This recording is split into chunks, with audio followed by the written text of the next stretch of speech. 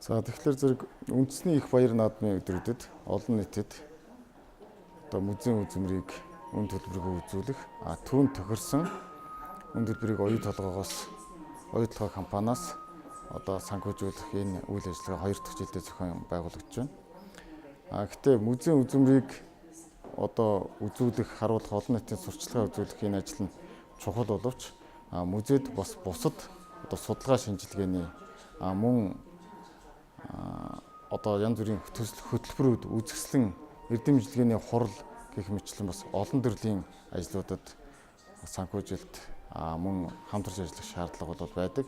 Үндэсний компаниудад бол Богдохааны ордон музейн зүгээс нэлээд хэдэн жилийн өмнөөс бол ийм саналыг тавьж бид нар ч гэсэн бас үндэсний компаниудаас бас биднэрт бас адилхан хамтран ажиллах үйл ажиллагааг нэлээд эхлэн явж байгаа юм.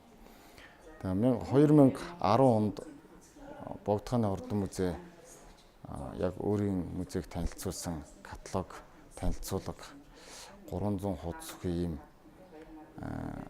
номыг гаргахаар бол хэд хэдэн компаниуд хандж ирсний нэг нь бол оюу толгой компани байсан. Оюу толгой компани тухайн үед бол манай татгалзсан хариу өгч ирсэн.